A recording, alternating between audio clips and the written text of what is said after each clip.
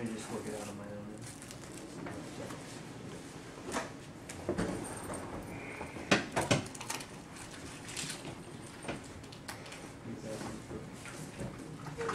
How are you? I'm good. How are you? Good. I still haven't tested your brain. No, I know. No, that's okay. I was thinking about it actually, and then I wasn't. The more I thought about it, the more I wasn't sure whether I I was. will test it. No, I really can't tell. I will test it one day, but I will tell you. Well, yeah. How will you test it? You want But to standing up. No, you don't have to do that. But Okay, I no, can do it. Why is Okay. how do you move from this to this? Okay. What you've got here, when you're at this point, when you divide a series of terms that are multiplied by each other, you can cancel out with any of the individual terms. So what I mean by that is, like, if you had 2 times 2 times 2 divided by 2, you could just cancel those out and you have the same answer, right? In this case, basically, you're canceling out exponents here. So you've got 2 L terms, since they're exactly the same by the law of exponents. L to the 5/8 over L to the 1 is equal to L to the 5/8 minus 1 equals L to the negative 3/8. L to the negative 3/8 is equal to 1 over 5/8. But then how do you apply that to K? Well, since these terms are all multiplied, you don't have to, like, in the same way, you can think of this as K and this is L. Once these are canceled out, K remains unchanged. So K, you can think of it this way. But have you just applied L's exponent to K? No, here's what I'm doing. That's, consider that the next step. So I just drop this in the denominator. Does that make sense? Ignore this stuff for right now. So no, that doesn't make sense. So you multiply this by. I didn't multiply by anything. Anytime you've got a variable with a negative exponent, it's the same as 1 over that variable, the positive exponent. Oh right. Okay, so by the rule of exponents, all I've done is changed this term from L to minus 3/8 is the same as 1 over L over 3/8. Okay, that's very helpful. That's the step I was missing. All right. I don't know if the numbers are right. I'm just using the work that you did. All right. But that's, you need to understand what goes on with negative exponents to make that move. And then once you're here, you have it. Might be another minute. I feel bad. Okay. Yeah, I don't get rid of it. You need to understand that big K is not the same as little k. Those are 2 different things. Yeah. The same way that big Y is not the same as little y. Big Y is No, I sent total that income. link a while back in the Figured email, out but half of or that. just send me an email and I can send it to you. That's Okay. little y. Right? So I didn't get rid of the L in the substitution. I divided it by Yeah. L to get per capita. No, just drop it. I think it was a black. Yeah, I think I put it up Turn there. this whole thing. You're just searching in YouTube, like, yeah. Okay, sure. Thank you. Uh-huh.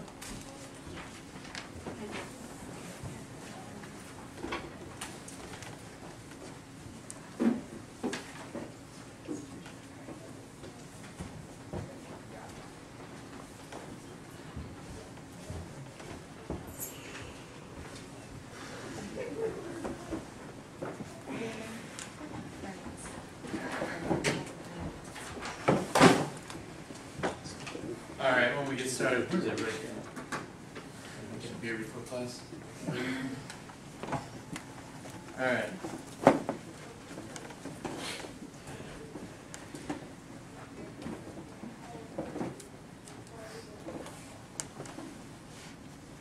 Okay, now there are many types of market failures or situations where markets don't lead to optimum outcomes. The first that your book talks about is something known as monopoly or oligopoly. Okay? Now, these are situations where market power gets concentrated in a handful of firms.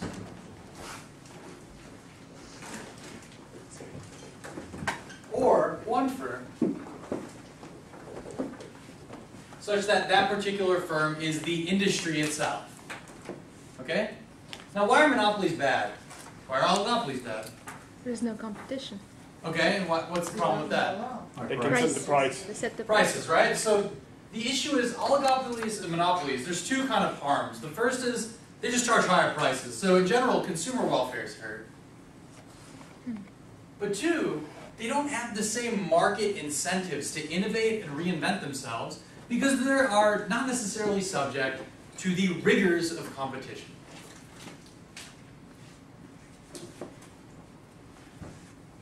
Now, why are oligopolies potentially disastrous? Because they concentrate certain sectors in the economy. Okay, and that concentration allows them to do something known as collude. Or collusion, right? Think OPEC, right? It allows them to fix prices, which again could hurt the aggregate welfare of society and could ultimately derail economic growth. Moreover, markets are subject to something your book identifies as external economies.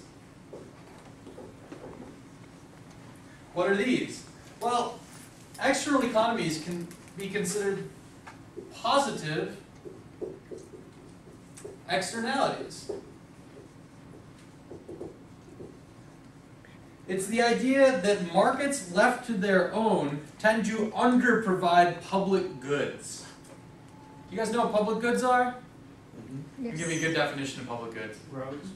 Okay, roads can be considered public good. Why are roads a public good though? What's the nature of them? Everyone uses But you could put up tolls, they wouldn't necessarily be a public good then, right? Would they? Who knows? What are the conditions of being a public good? For Yeah. public use. Non-excludability. Non-excludability? Very good. So no one can capitalize on it. So don't even capitalize on them? Yeah, because they're not excludable. No one can. You can't really. Surplus. Yeah. Okay, that's one, and you can't really prevent people from using it, right? If we have clean air, that's a classic example, right? Clean air is a public good. My enjoyment of clean air, I can't prevent you from enjoying that same clean air, right? I can't prevent you from going outside and breathing it, right? So it's non-excludability, and also non-rival, which is one person's consumption of it doesn't necessarily decrease other people's ability to consume it. So one, you can't exclude them from consuming it, and two, one person's consumption of it doesn't prevent somebody else consuming of it. So, clean air is a good example of this. Right? You can argue that more people who use clean air will lead to greater pollution, whatever, but yeah. I was just going to ask that because roads are always to give to example of public good, but that is rivalrous. I'm sorry? In this area, Oh, the certain people railroads. using Yeah, that's roads means you can't. Yeah, that's related to another idea. We talk about overuse, the tragedy of the commons, and that's we'll address later. Okay. So a third category your book talks about of reasons why markets might not be ideal. Something known as external diseconomies. Negative externalities to market-induced behavior. Okay? Those negative externalities include pollution, social cost, right? Predatory borrowing, lending, they're all negative externalities at a society-wide level for these things that the market would tell you to do. Okay? Also, related to this is the issue of common pool resources.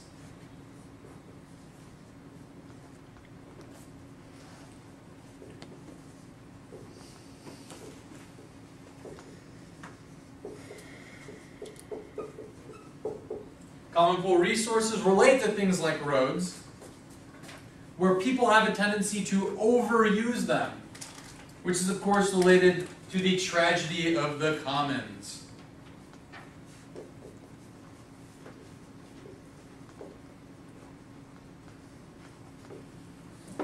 A classic example of this is the environment. If we think of environmental degradation as a good countries and industries consume, then we tend to all consume environmental degradation, according to climatologists, far more than what the optimum amount would be for social welfare. Okay? Because there is no central authority that prevents people from overusing a common resource, people tend to overuse it. Think of a collected plot of land where people's animals graze on it. Right? People are inclined to just overuse the land to the point where the land no longer is serviceable. Okay? Moreover, markets do not protect for infant industries.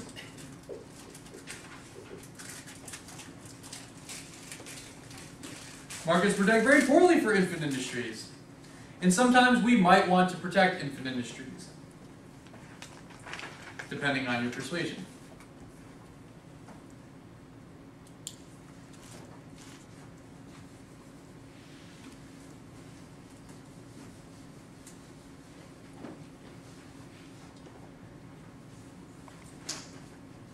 Another argument relates to underdeveloped institutions. What do we mean by that? Well, the first is inadequate information.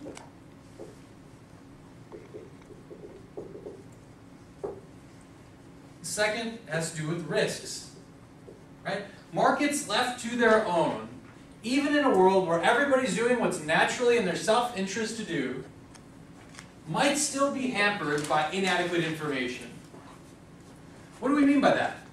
Well, information asymmetry is a good example of this, right? Who knows more about a corporation? The CEO of that corporation or the average shareholder? CEO generally, right? So what do we do to compensate for that information asymmetry? We require accounting rules. What's that?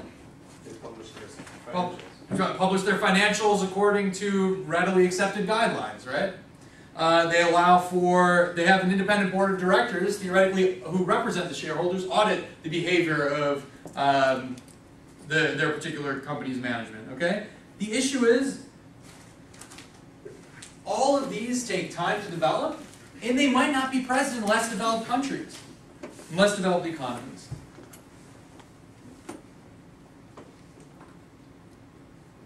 Moreover, there's certain risks associated with institutions. The best way to think about this is, how do you deal with collective risk? Right? Think about it this way. In insurance markets, okay, if you couldn't pool risks, particularly high-risk individuals wouldn't have access to insurance. Okay? So there's natural under-provision of goods that results from people following their own market incentive. Okay? Another aspect of development that gets ignored by development theorists, or particular market defenders, something known as macro imbalances. Macroeconomic imbalances. Thus, markets are only so good to the point where they have sound macroeconomic foundations. Okay? We have very flexible labor markets in the United States. Okay? Highly flexible, some of the most flexible labor markets in any advanced industrialized state. Yet at the height of the financial crisis, at the height of market uncertainty, it was very difficult for firms to make decisions on hiring and firing individuals. You need a certain sense of stability and predictability in your macroeconomic environment in order to conduct adequate market mechanisms. And the final aspect relates to the idea that markets don't take into account national goals.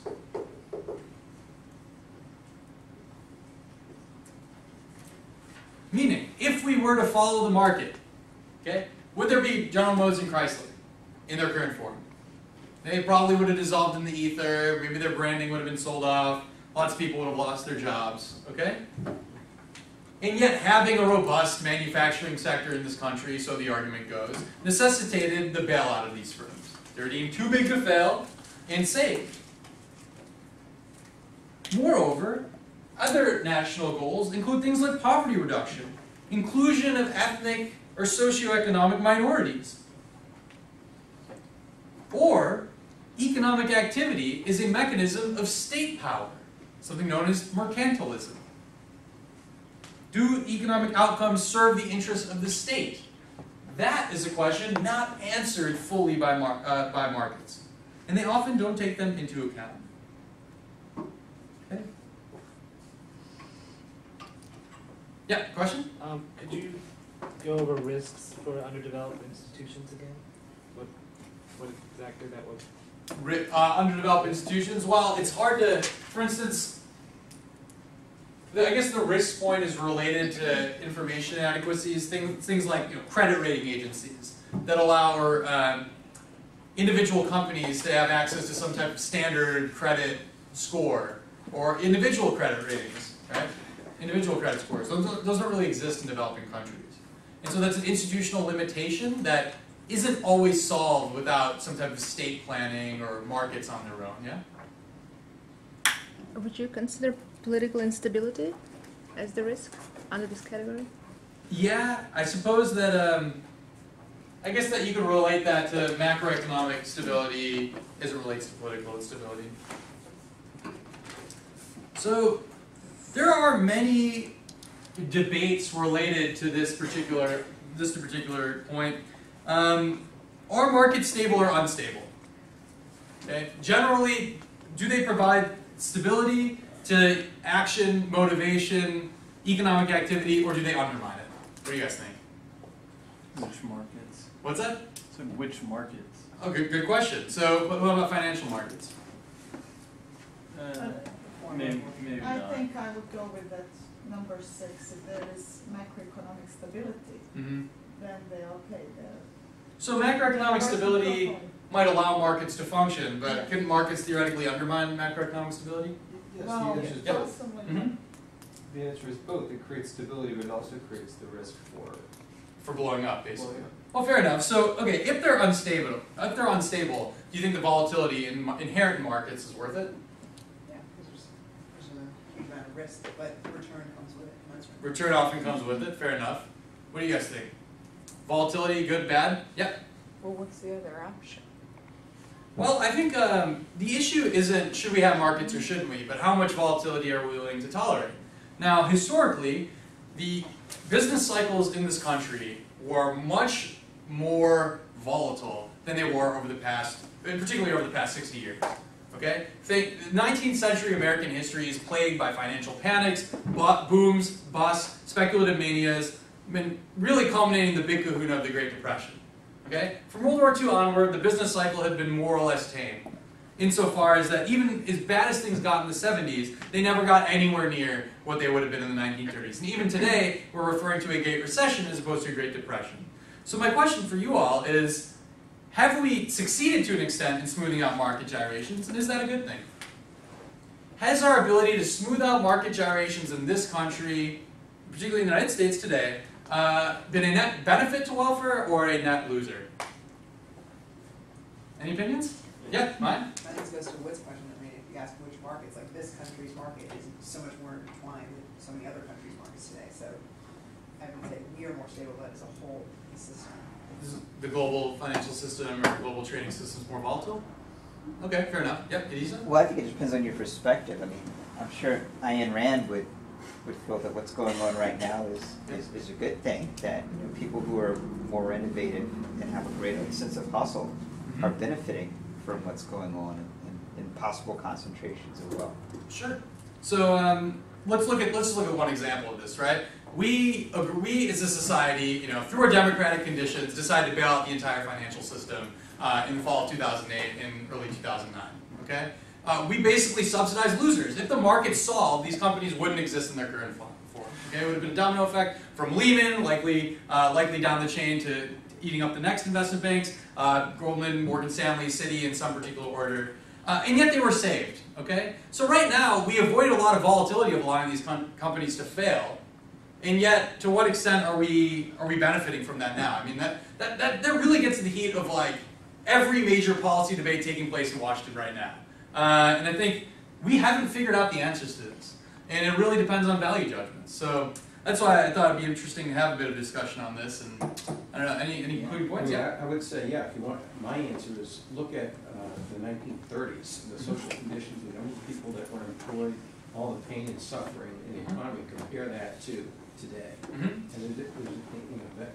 that to me is very convincing evidence that all the regulation and the decrease in volatility is better to have all these to decrease the volatility. Fair enough. Look at the counterfactual. We could have had another Great Depression on our hands. It was worth it. Fair enough. Yep. Jürgen? It depends how you look at it in the long run, because I mean you created probably a lot of debt too. So by bailing everyone out. Sure. So I mean, how does the effect in the long run be? Yeah, you're picking losers. You might prop them up today. They might create an even bigger bust down the road. Fair enough. We don't know, right? It's still only 2011. Who knows? Talk to me in 2020. Yep. Well, we had a similar discussion, I have to say, in my macroeconomics class. And then, of course, everybody had their own opinion. Many of us said they shouldn't have been bailed.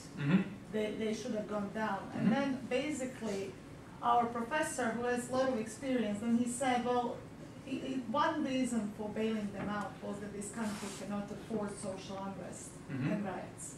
And that was his, and for me maybe it does make sense in a way, because if they do go down, how many people then do you have? How many families' savings would have blown out? We would have gone right through the FDIC limit. That's what he said. We cannot afford to have that, because we had that during the Great Depression, and there is no way with this amount of population we can afford to have that. Sure, fair point, Wayne. I mean, I don't know, I think that my personal opinion is that the period between post-war and now in terms of economic stability and all that should probably be more divided up into like two categories of like 1945 or so to about 1980 and 1980 to Period about more now. Embedded liberalism. Right. Yeah. I think in that first period you have a good amount of stability, growth, and generally to the benefit of the U.S. and the rest of the world.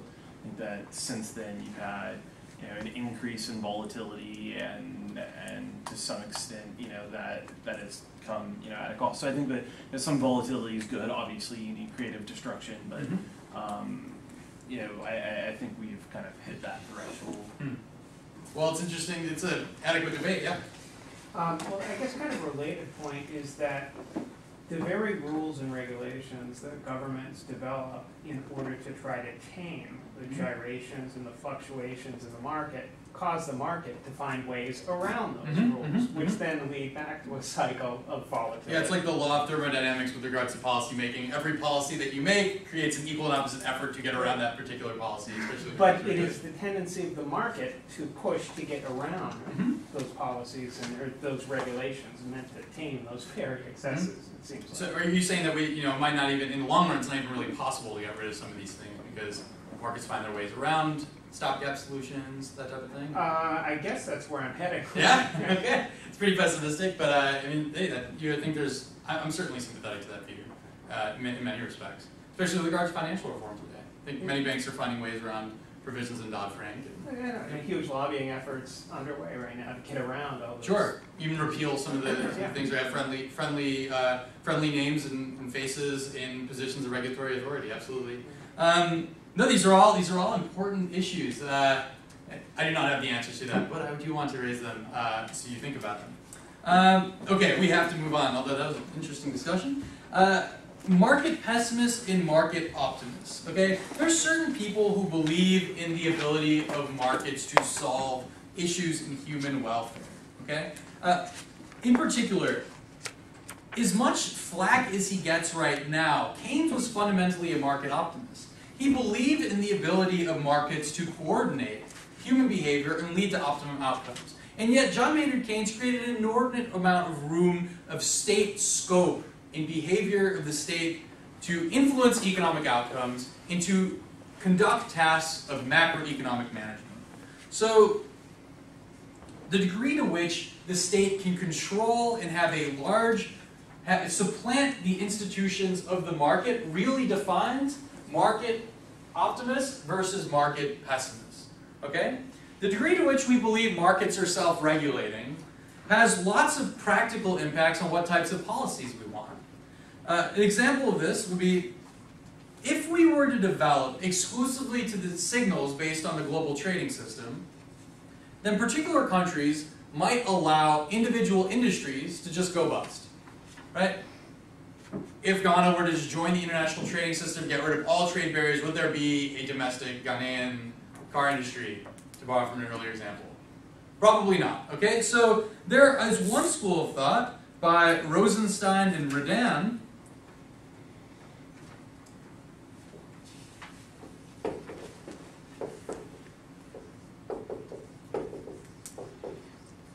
They fall under the header of market pessimists, and they believe in a high degree of state intervention.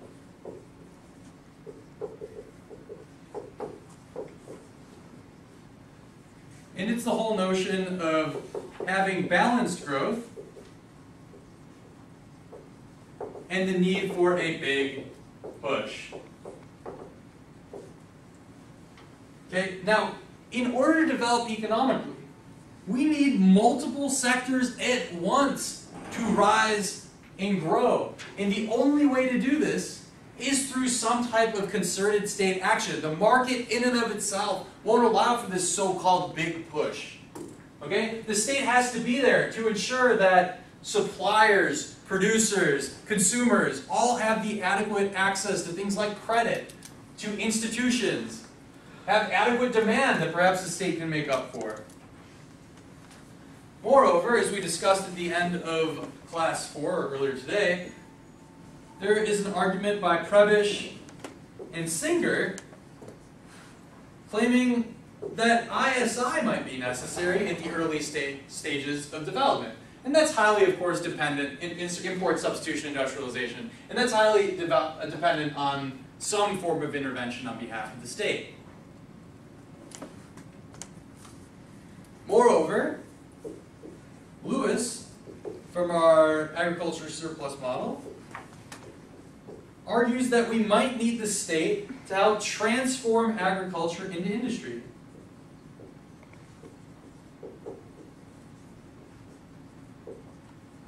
Even if we have a glut of labor in agriculture, we might need the state to get labor out of agriculture and into industry.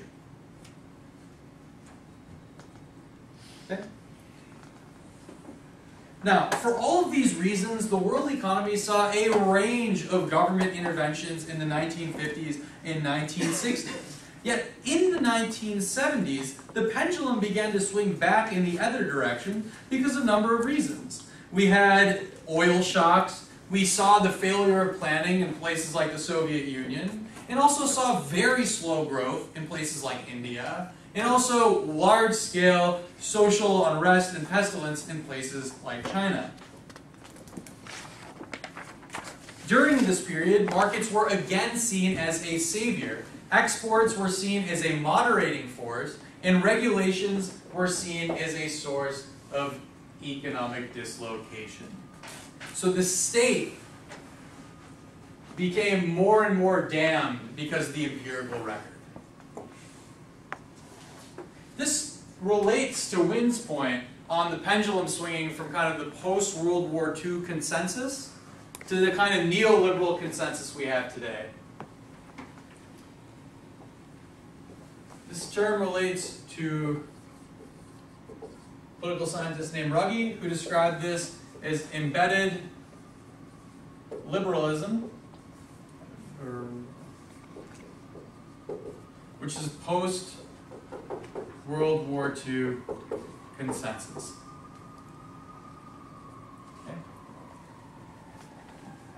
This was the idea that states had to be responsible for macroeconomic management, that markets couldn't be trusted fully to allow states to develop, and thus we needed mechanisms and institutions to help insulate the broader economy from the volatility of markets.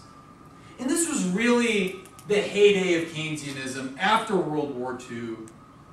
We saw the institutions of capital controls, fixed exchange rates, large social safety nets, the large policy experiment of the Great Society. All of these things could largely be seen as an extension of embedded liberalism. In the 1970s, this pendulum swung back the other way, largely because of the oil shocks, and it really, the pendulum switched after the elections of Margaret Thatcher and Ronald Reagan. We had the beginnings of the neoliberal neoliberal age, where markets were seen as the ideal, where states were mistrusted, and of course we had the 90s, which leaves us with today. Nobody's really sure who's right, and this really relates to the piece we assigned in the first class, What's the Big Idea? Everybody read that? Yeah. So, we have market pessimists and optimists, and ultimately, whoever's right often depends on contingency, depends on your philosophical disposition, and often depends if you are living in a developing country or not. So, issue number 3, implementing market reforms. Now, we agree that by and large markets are good in assuring economic growth. They need lots of other things, but ultimately, those things are worth it. Those things, such as institutions, property rights, can be furnished by the state, but that markets themselves are highly desirable in creating the incentive structures of economic growth. Okay, that's a broad philosophical disposition of this course, of the World Bank, the IMF, basically anybody who touches economic development today. Okay? So the question is, how much should countries adjust to implement market reforms, and in what ways should they adjust to implement market reforms? Now, we have 2 broad areas of market reforms. Talk about those now.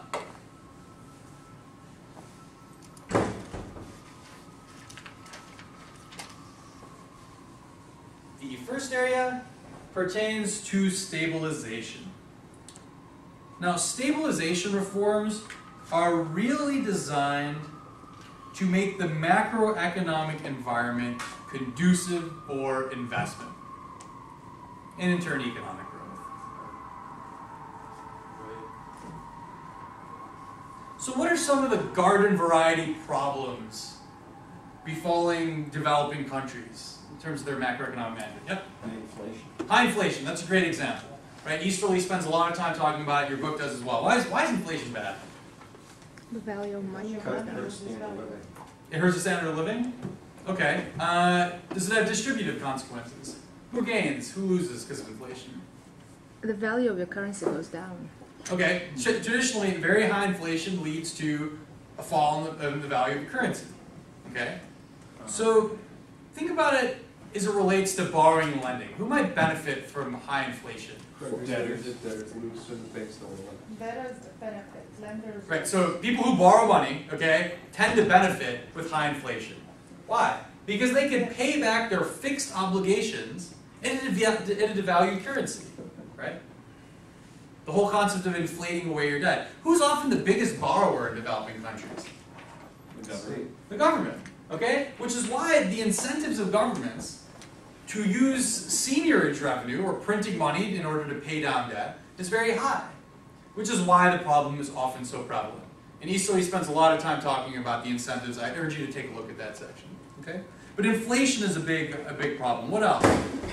What are some other problems facing them? We talked about inflation, and then a related idea was the budget deficit, right?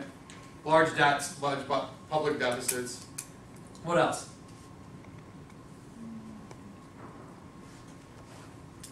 Well, another example of this might be lax lending on behalf of a central bank. Okay, so you have a central bank who's a lender of last resort, and they've just given away the prospect of macroeconomic prudence. They lend ad infinitum, much to the detriment of that society. Okay, a lack of central bank discipline often befalls developing countries.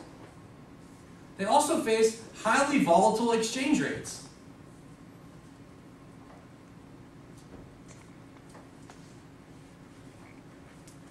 And they have a host of other internal and external imbalances.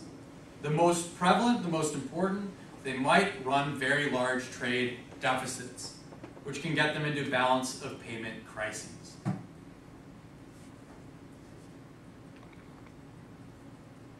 And so, when a country is going through a period of high volatility, the IMF will issue a set of about 5 specific goals and issues. First, they often, and this is the kind of garden variety IMF Stabilization Program, okay? The first is reduction in the budget deficit. Okay? Balance your budget. Don't go out and binge borrowing. Second is restriction in central bank credit. Stop pumping money into the system, you're only aiding and abetting inflation. Okay? Have higher interest rates for a brief period, because that could help rein in the exchange rate.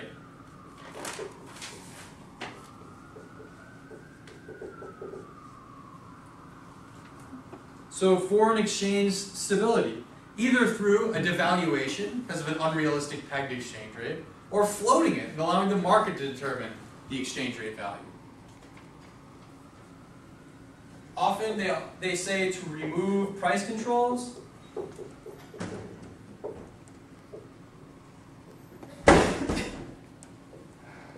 and also get rid of wage restraints.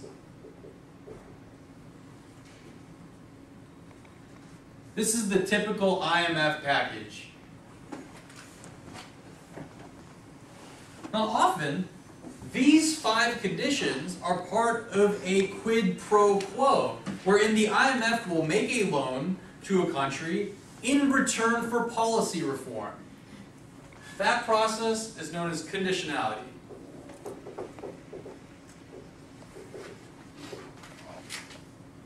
We will lend you money if and only if you meet certain structural economic targets and stabilize your macroeconomic environment. Because ultimately the loan will be for naught without these shifts, without these changes. And the loan is called? I'm sorry? And the loan is called? And the loan is called? Yeah. That's like a conditionalized loan. Standby arrangement. Standby arrangement? Yeah, waiting for them to, yeah. Exactly. This is the type of process that's going on now with respect to Greece. Quite a bit, yeah. It's well, it not necessarily the IMF level, but certainly from the European Central Bank.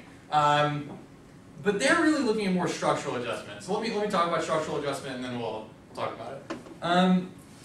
Now, these are all. Oh, you have a question? Well, an example of this is Kosovo, where recently the prime minister promised a government-wide wage increase, and the IMF pulled their vote. Mm-hmm. Yeah, that's good. Mm-hmm. That's like happened this week. So. Okay, yeah. Do you have an article on that or something? I can send. Send it over to me. I'll send it to the class. Yeah. Okay. Basically, just it was a political promise, and the IMF held them on it. We had in Bosnia the same. I mean, there were a number of issues, but one was the social policy, because there were so many benefits that were extended, obviously, after the war and the veteran and all that. Mm-hmm.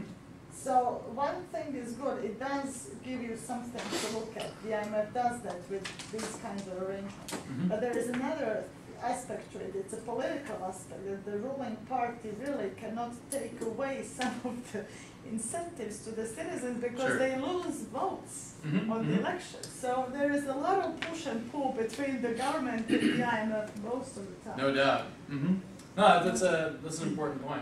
Yeah. But not only that, in addition to that, number 4, remove price controls, it really hurts the population, because then certain things, provisions of food, main provision of foods, they are uncontrollable, and then Sure. poor people particularly suffer from these changes. They might riot, Yeah, or so- oftentimes when you remove a price control, Yeah. prices tend to overshoot, Yeah. right? So they might even go beyond the quote-unquote equilibrium value. While in the short term it's a shock therapy, it's really difficult for the country. They say from the economic perspective, in the long run, it's great for the Sure. country. So, but people in the short term really suffer. At Yeah. least as a kid, I did. I mean, I remember that precisely when IMF was trying to make these changes. They said, at least they would negotiate with the government. They said, you do A, B, C, D, and whatever, and the government said, I can do 1, 2, and 3. 4, I cannot do it, because then people will riot, and it will really create the Sure. social intensity. Sure. I think that's an important point. These are not without their own controversy, okay? And they cause lots of short-term pain, which ultimately might undermine the potential long-term gain. Very good point. So if you can think of stabilization versus structural adjustment, it's kind of the equivalent of when you go to a doctor, he will fix your symptoms that are making you feel horrible. But then structural adjustment's the equivalent of changing your lifestyle in order to stop getting sick. Okay? So if you go to the doctor and you are bleeding, he will stitch up whatever wound you have. But then if you are bleeding because you drink excessively and black out and then have random injuries, they'll tell you to stop drinking. Telling you to stop drinking is the equivalent of structural adjustment. Okay? See, now you're never going to forget the difference. Okay? So you laugh now, but you're still learning. Exactly. Yeah. So you can think of this as the equivalent of, telling you to lose some weight or stop smoking, drinking, start learning more economics, etc. Okay. So structural adjustment is really about certain broad changes in the underlying structure of an economy. That's adjusting the structure of the economy. What do we mean by this? Well, first is adjusting prices. Right? Having some level of floating prices in the economy. Remember when we talked about the benefits of markets? Prices is the traffic lights of economic activity. That's the rationale underpinning this particular form of structural adjustment. Secondly, countries should ensure competition.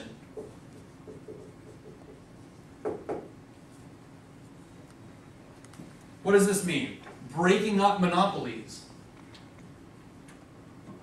And related to this, privatization of state-owned enterprises.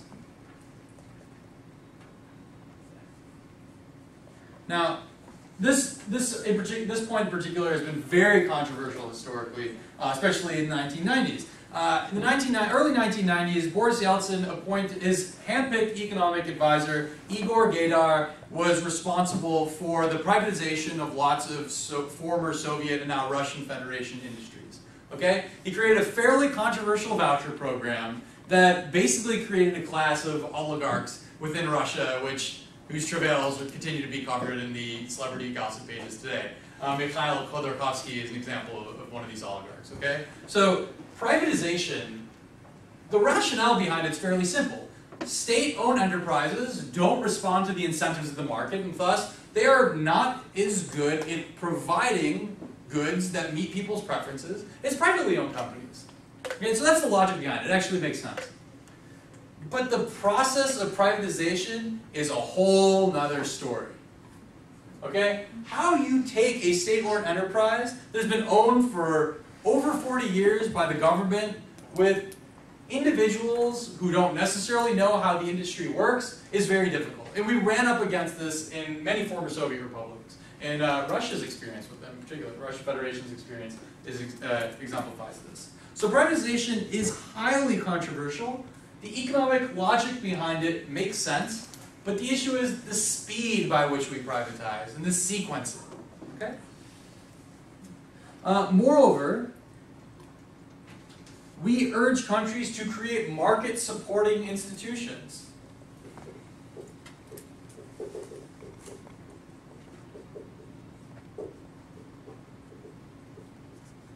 What are some examples of market-supporting institutions? Well, one of them, one of the most important ones, is the financial sector. Liberalize your domestic banking industry so we can ensure that people who want credit get credit. People who want to lend to them can lend to them. Right? That's an example of a market-supporting institution. How about rule of law? That's another pretty strong market-supporting institution. If you make an economic contract with Evan over here, and he promises to perform a service for you, and then defaults on that obligation, then you can take Evan to court and sue him for all he's worth. How much is that, Evan? Like $6 million? Or you could pay off the debt I've got. Pay off your tens of thousands of dollars of student loans racked up at this institution, fair enough. Right, so those are all examples of market-supporting institutions, okay? Another important institution, and we kind of talk about these just, we get under the broad banner name of property rights. There is no fifth point here, by the way. Property rights, a good example of a market-supporting institution, okay? There is a book that you all should read. It's not in your syllabus because of space and time limitations, but The Mystery of Capitalism by Hernando de Soto, Why Capitalism Triumphs in the West and Fails Everywhere Else. Okay? His thesis is fairly simple. He claims that the major problem befalling less developed countries is access to credit. In particular, in informal economies, it's very difficult for low-income citizens to use their property as collateral to get loans, right? So many people live in slums, they squat on some land that's nominally theirs, or may not be theirs, but there's no way for them to, for instance, take out a mortgage on that land, and then use that to conduct economic activity. Property rights are one of the most important economic institutions, and we are horrendous at trying to forecast where they come from and how to put them in places that don't have any cultural predisposition or institutional backing. Okay? Now, institutions themselves is that's a whole other point of study in this course. We're going to have an entire lecture on it. But a particular scholar named Francis Fukuyama, he's the author of The End of History and the Last Man. He also just released a book called The Origins of Political Order. He talks about institutions basically from apes to the present day. His first installment, which was literally from apes, it really started with, he grounded in a lot of primatology and group psychology and ape communities, and then started with China, ancient China, kind of worked towards the French Revolution. That was 500 pages in and of itself, but highly readable, and I strongly recommend you take a look at it. Put it on your Amazon wish list. But he talks about where institutions come from. We unfortunately won't get the chance to spend much time today, but it's worth it. Okay? What's So, the name of that book? What's that? What's the name of the book? The Origins of Political Order. Highly accessible. He covers lots and lots of political philosophy that you should know but probably never read. That's how I felt when I read the first chapter. So. Does he teach here? No, he bounced to Stanford.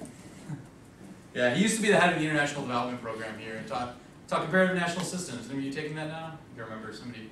Yeah, that's his course. He invented it. So you're now living in his legacy. Okay. All right. We have about 10 minutes left. We can finish the fourth item here. Timing and credibility of reforms. Okay. So we spent a lot of time talking about how to put forth market reforms. But market reforms are only as effective as both their timing and their credibility. So what do we mean by timing of market reforms? Well, things related to the order in which we present market reforms. Things like sequencing. Do we privatize our banking sector before we liberalize trade? Do we open up our capital account before we liberalize our current account? Right? All of these things relate to sequencing. You guys see that? Or is there a glare? No? Still okay? Yeah, good. So there is a school of thought that believes in shock therapy, which is the idea that we can institute, during the beginning of a new regime, a broad set of economic reforms en masse at the same time. Right? And the most notable example of this would be Russia after the fall of the Soviet Union. Okay? Now, shock therapy has certain theoretical benefits.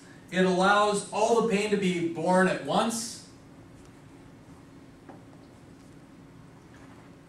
It allows new regimes to wash their hands of bad policies and get rid of legacy policies in one fell swoop.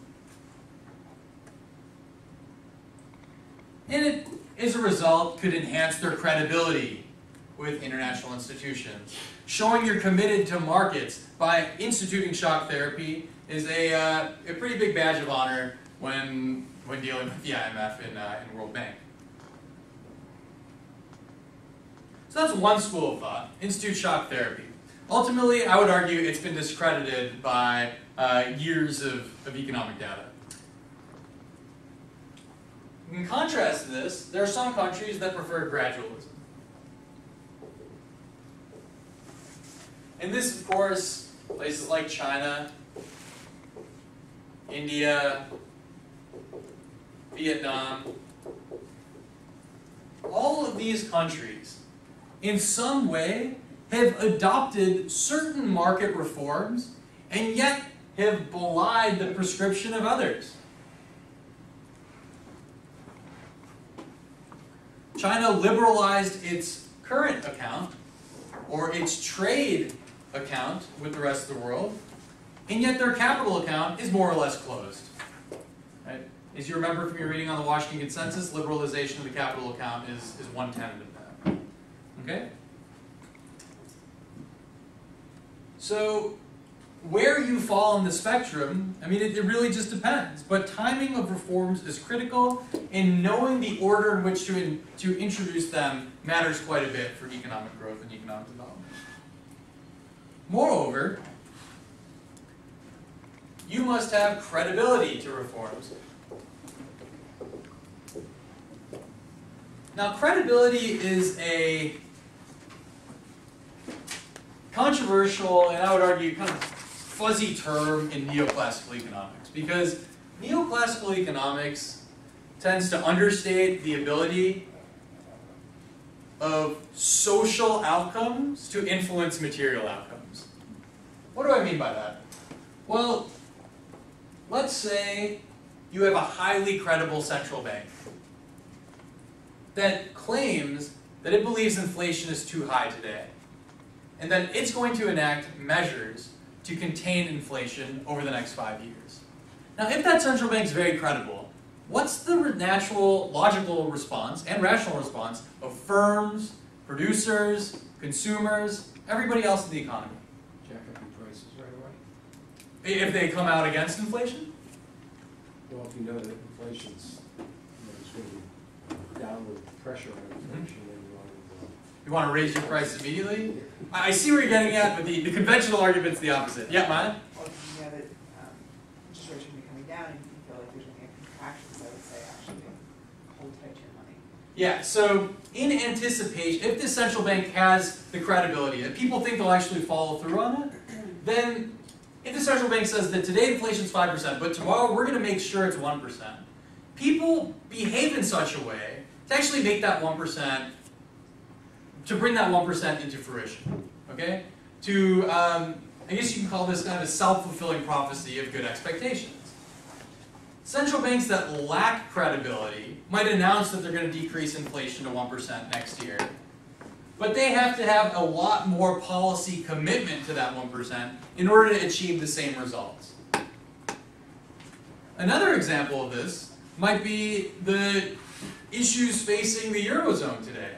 Does the Greek government have a lot of credibility? What's a good measure of a state's credibility? What's that? It's bond rating? Okay, that's a good one. What else? Maintaining budget.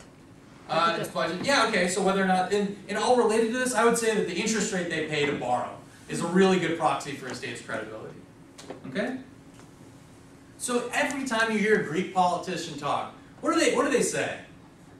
We need to reform now. We're in the process of it. We've disclosed all of our losses from prior deficits. Right? They're basically trying to convince the market to continue lending to them. And yet, every time they take to the television screen, interest rates continue to magically march upwards. They have no credibility. The key here, and we'll talk about this more in the financial crises lecture, I think it's lecture number 10, but credibility is the sine qua non of macroeconomic stability. Okay? If people don't believe in the credibility of your institutions, your government, your central bank, maybe your ability to follow through on your rule of law, it's very difficult to grow. Especially today, when so much is intertwined and dependent on external actors. Foreign aid is an example of this. Foreign investment is an example of this. And so what matters quite a bit with regards to credibility is the public's perception in your ability to institute reforms. Sometimes it might take a commitment mechanism, like issuing a law stating an explicit inflation target. That's a classic example of a rules-based policy in order to bring about credibility of a central bank actor. And then, of course, following through on it. Is it the public's perception or the market's perception? I would use those terms synonymously, so public and market. And this is why many countries are loath to take assistance from the IMF in the first place. Right? You take a loan from the IMF, you're disclosing that you are in some way need external assistance, right? Which could in turn undermine, paradoxically, your own creditworthiness. Right? All right. Any questions on issues 1 through 4?